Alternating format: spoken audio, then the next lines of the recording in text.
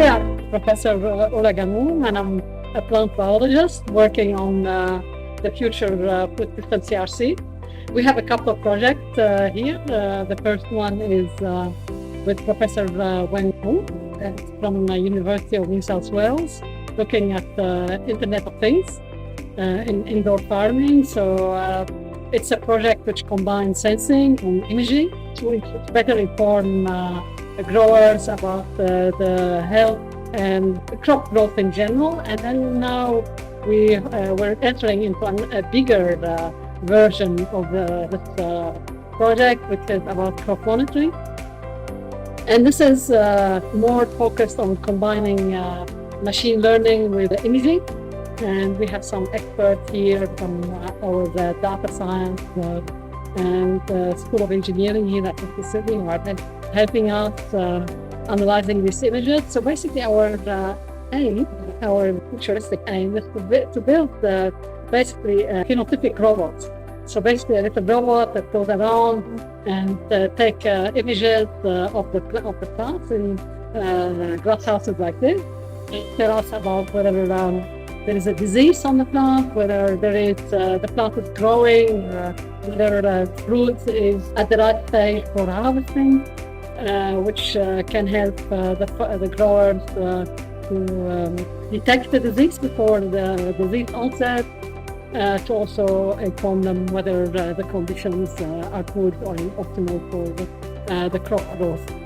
So this system will have a series of RGB cameras, hyperspectral cameras, thermal cameras, and also we want to combine it with like a snitching capability, which is basically gas chromatography to measure volatiles in the air, because sometimes with disease, plants or the pest can emit some hydrocarbons, and also the use of hyperspectral camera, which extends our visible spectrum.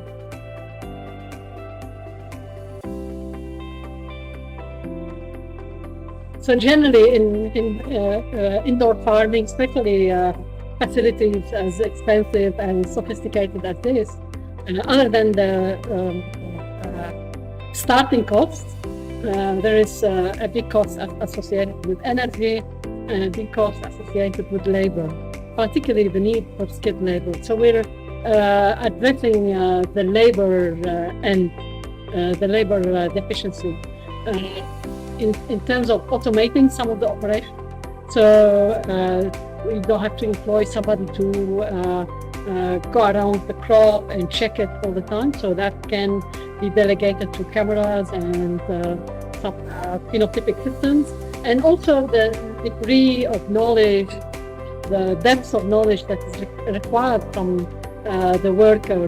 So we can build a decision support system where all this knowledge is integrated in the computing and the algorithm that can help the grower and the workers make those decisions about harvesting, about detecting a disease, and about how the crop is growing and faring in general.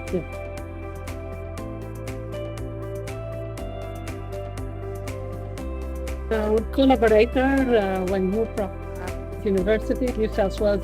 So he has two main concerns. The first one is to build an Internet of Things within a facility like this.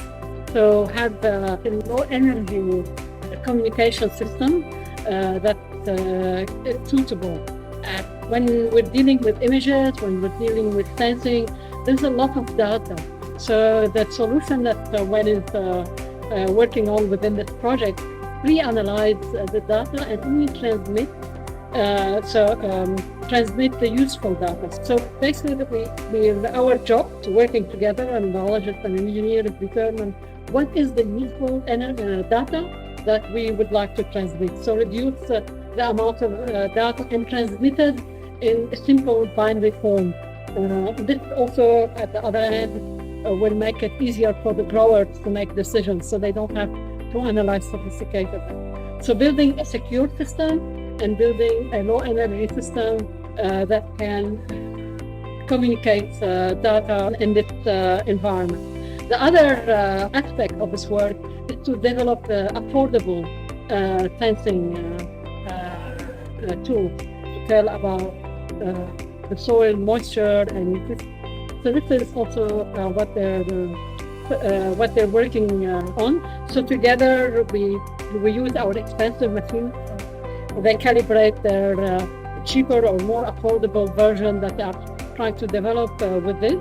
And third aspect is use radar technology, which is not used commonly in agriculture. So try to see what